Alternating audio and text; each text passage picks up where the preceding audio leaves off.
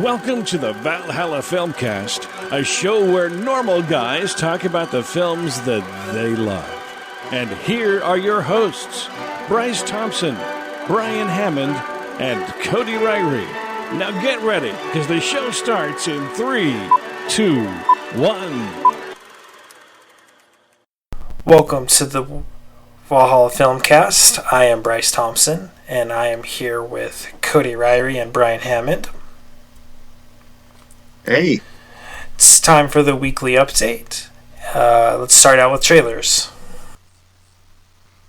They dropped a whole bunch recently. The only one that interested me was Sully with Tom Hanks, directed by Clint Eastwood, whose last movie was American Sniper. This is another real-life tale of the pilot that landed an airplane on the Hudson River and saved everybody on board, and apparently it's the story of how the investigation afterwards thought that maybe he did some things wrong and there was some real pressure there. Anyway, Tom Hanks is always good. I like Clint Eastwood. True life story. Trailer was interesting. So yeah, that's one for me. War Dogs released a second trailer, which looks kind of interesting. It's kind of from Miles Teller's character's perspective in a way. It almost kind of gives the feeling that Miles Teller's character is kind of like the lead. But I don't know. That's what it kind of gives it. I just can't imagine Jonah Hill being like a super supporting character. No. After the strides. Oh yeah, definitely. Made, I definitely think that he will be. It'll be very even. It might be kind of his perspective more, but Jonah Hill will definitely be like a main character for sure. But speaking of which, he's just kind of popped up out of yes, nowhere. he has. I mean, Whiplash was an amazing movie, definitely. But then it kind of seemed like he kind of like hid and then like blew up. Kind of interesting. Well, he ran off to make Fantastic yes, I Four, forgot about that. And those movies take some time. And then when it didn't do very well, I'm sure that didn't help. But since then, he's got a boxing movie coming up too, I think. Yes. There's a trailer out for second. it. What's it called? Bleed for This. Yeah. Yeah, it looked interesting. It's a story. I find it interesting that there's all these boxing movies being made. But it's about world champion boxer Vinny Pazaniza. I totally said that wrong. Yeah, well. But yeah, that'll be interesting. I think that it was interesting to watch him in Whiplash because he had a really intense balancing act he had to perform there, because you had to be totally behind him through the movie, but also he's not the most likable character in the world in Whiplash, because he's so driven that he alienates other people, and sometimes he can be a total jerk. So to have that going on, but also keep your sympathy, I thought it was kind of a masterful thing. I know that J.K. Simmons got a lot of attention, and rightfully so, for his portrayal of the teacher, and he won an Oscar for that. But that performance wouldn't have been as good if he didn't have a really strong student to kind of go up against with Miles Teller. So it's really a two-man show.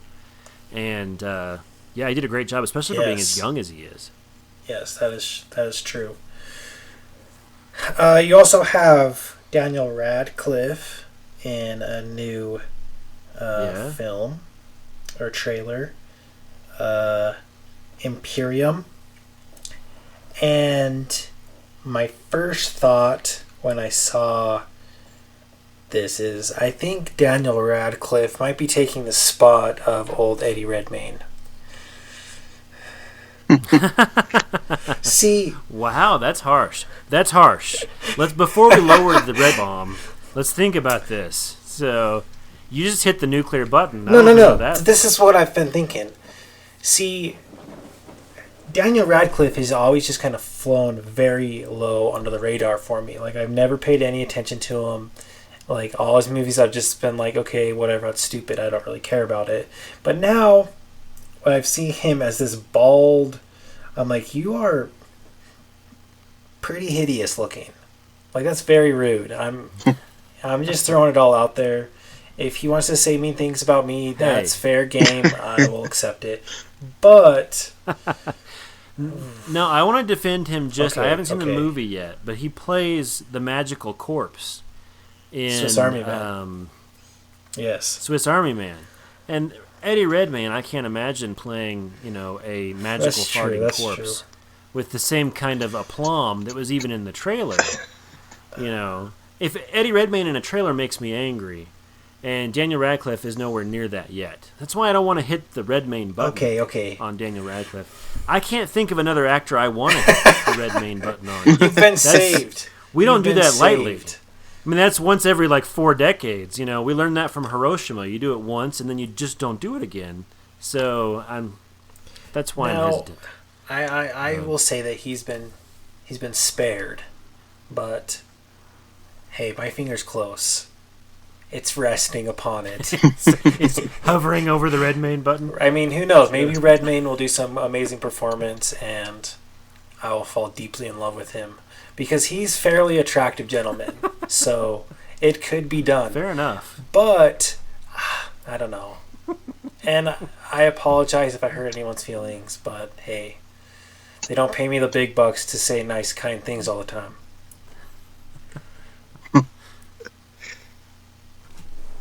Are you getting paid? I'm not getting paid. Yeah. We should talk about this Anyways, after. I think he's holding moving on on to the box office. Yes. Where have we done? What got we?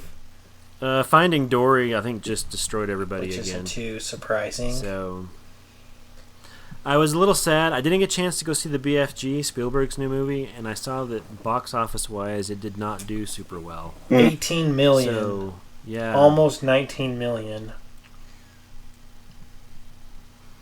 Apparently that's not what they were expecting, or not what they wanted.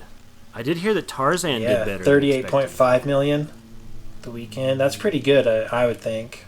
Yeah. Finding Dory still, which that's not really too big of a surprise, I don't think. And I didn't know that the Purge movies were that popular. Well, they don't cost anything to make, so that's why everything's almost purely profit, and they keep churning them out. But even if they're not very much money, I still wouldn't think I guess people like those movies a lot. I don't know. I've never seen one of them, so I don't know. I've seen the first one. Huh. Interesting. And what'd you think?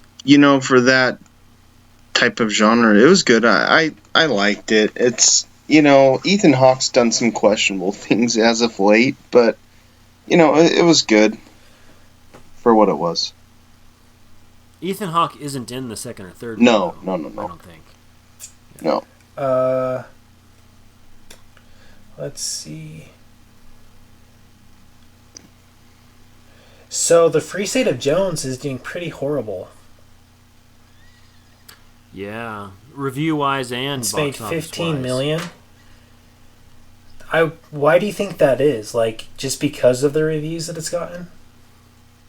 Well, a movie like that, when you've got this kind of historical drama, I think people wait a lot of times to hear if it's good. Because history in and of itself, I find it interesting. Some people do, but it can be a hard sell in other fronts unless you hear from somebody that it was really good. And from all accounts, Free State of Jones did not get a lot of good word of mouth or critical word of mouth to help it really kind of break out. So, and McConaughey's a big star, but he's not. He's not Tom Cruise. People don't go. He's not going to drag you to the movies just because it's him. Yeah. I would think on some other movies, but I definitely think not for this one. And was it even... I don't think it was very well advertised. I never saw anything really for it. Not a lot. I saw some, but not a lot. Interesting. Anything else on the box office? I don't think so. Anything upcoming that you're excited for? Well, I know every week in July from now on has something huge. Next week, what is next week? I think 2 weeks is Ghostbusters. Yes, I believe you're correct about that.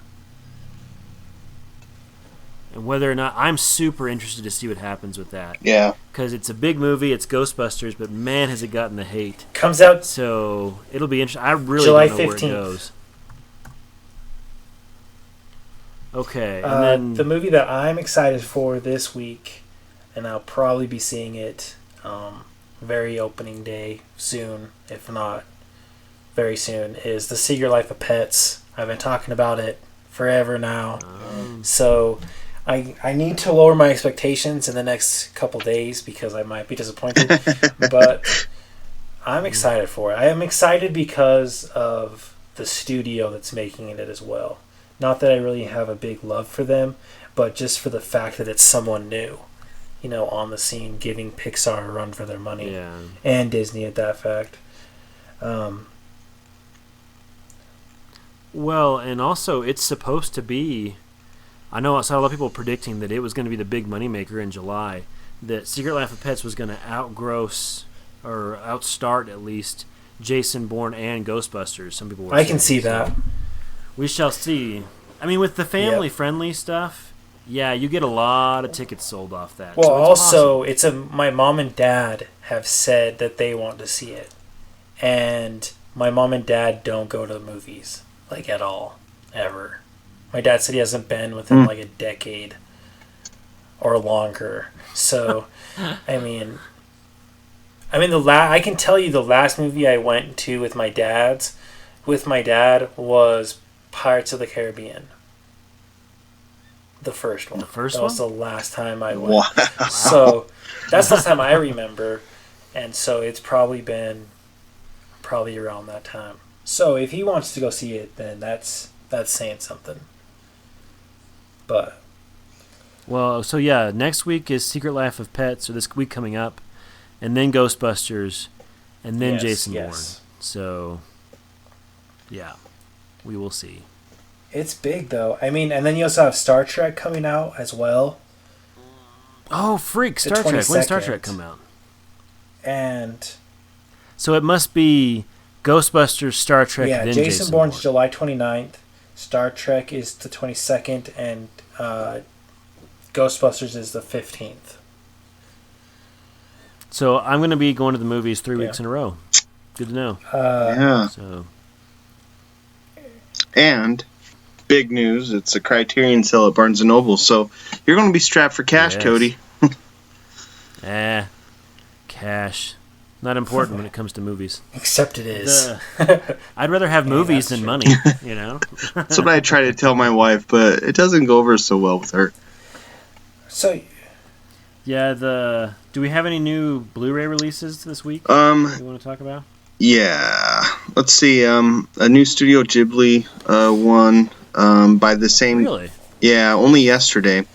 It's by the same director that did Nausicaa, Pompoko, some of those Grave of the Fireflies, which is a very disturbing movie. Takahata. Grave of the Fireflies. Yeah. Yeah. Ooh, yeah. So anyways, that one's coming out. And let's see, what else do we got? The In-Laws just came out, which is Alan Arkin and Peter Falk. I got very close to biting the bullet on that. purchasing Me that. too. Yeah. That was a movie that my family watched growing up. Oh, really? Together. I'm surprised Yeah. you didn't grab it. Well, I haven't seen it in years, and it was either that or Inside Llewyn Davis, and I cracked in half and bought Inside Llewyn Davis, only to probably go back in a couple days and get the In-Laws. So It was in my hands, literally. I was going to grab that, but... I had that one in my hands, and I had The Great Dictator in my hands, and they both went back. So Also, Arrow's release of Blood and Black Lace, which is a Mario Bava film. Arrow always does a great treatment with special features. I think there are a couple Kino Lorber titles, but I haven't watched or heard of them, so maybe you have, Cody. well, hit me with them real quick. What are they? There's another Suture, which is another Arrow release that I'm not familiar with. The Lorber one's Absolution. Magnetic Monster from 53. Absolution 78, no, by but the it way. Sounds good. Heck yeah. Anyways, I think that's what came out this week, pretty much. Oh, and we're going to get to the ultimate in movie home video nerddom, and then Bryce can talk again. The Blu-ray release of the director's cut of Wrath of Khan, Star Trek II, came out several weeks ago. It had a scene problem, a repeated scene instead of the one it's supposed to. That has now been corrected. And if you want to buy the director's cut of Star Trek II and you're at the store, look on the back, and if it has a yellow barcode, that is the corrected version. If it has a white barcode, throw it on the ground and run away. Yes. Because it is not the corrected version. At Walmart, when I was checking for them, because this is how nerdy I am, I had to peel back the sticker that they put over it with their barcode. But underneath you can see that Walmart, at least in Rexburg, Idaho, has the corrected Star Trek II Blu-ray. Nice. So, I hope they treat the rest of the films with director's cuts and restorations, because some of them are lacking, and yeah, not all of them are on the par of Wrath of Khan, but 6 Undiscovered Country, I may get a lot of flack for this, but that's one of my favorite ones. I love that, and it could just be my affinity to Shakespeare, I don't know, but that's a great one. So, well, I heard from a Paramount guy that the only one they were planning on doing, he put a release out right now, was Wrath of Khan.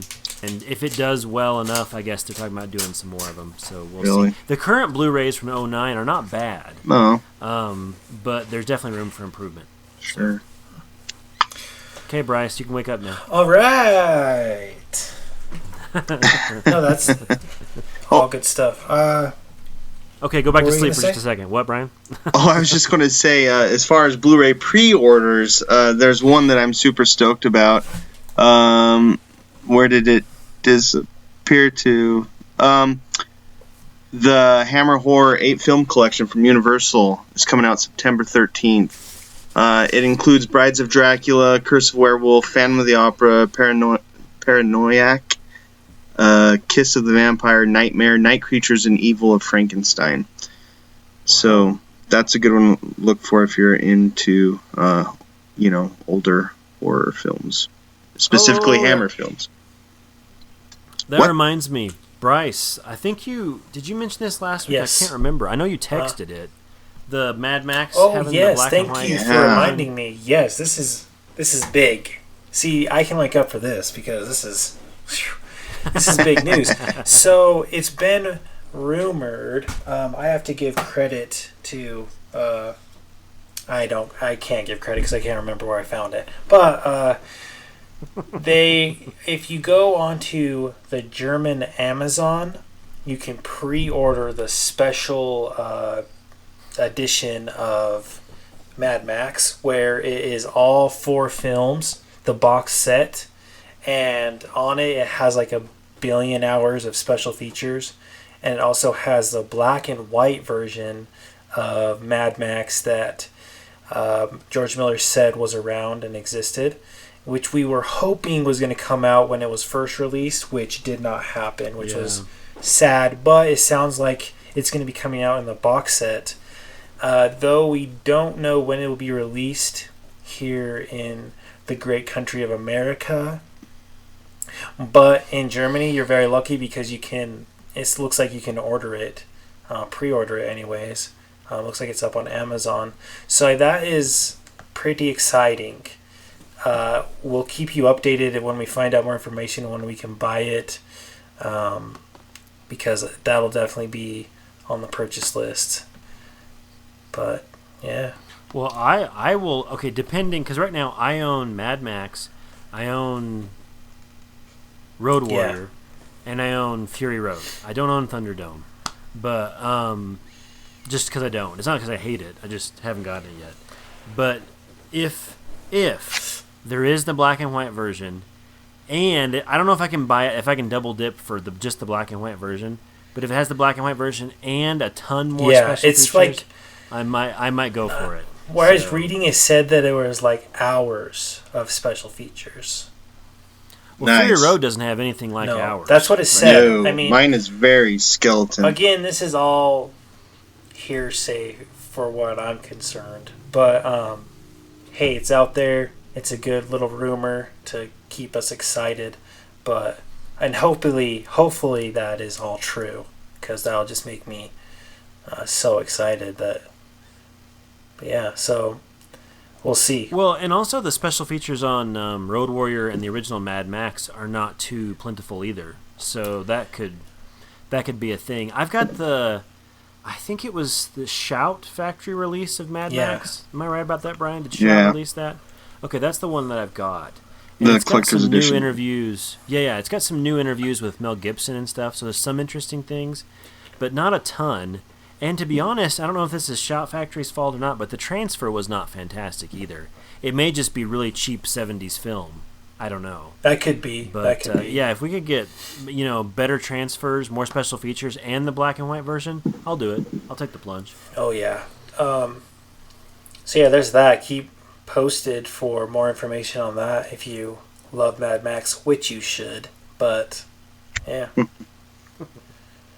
Anything else on home video release? That's it for me. Yeah. Anything on Netflix or Redbox you want to throw in there? It's been a slow Netflix week for me, so I don't have anything to report. Yeah, I did click on an article that talked about some of the new titles that are going to be out there, like the Back to the Future trilogy this month, and there's some pretty exciting things coming on. So, try to look for those on Facebook if you're interested. Click on it and see what's coming out this month. There's some good stuff. Yeah, I didn't really have much either. It's been the holiday has been busy, but yes. So yeah, anything else that we need to discuss for the week? No, I'm a dry well. Good. All right. Well, this has been the Valhalla Filmcast. I am Bryce Thompson. I'm Brian Hammond. And I'm Cody Rary. And we'll talk to you next time.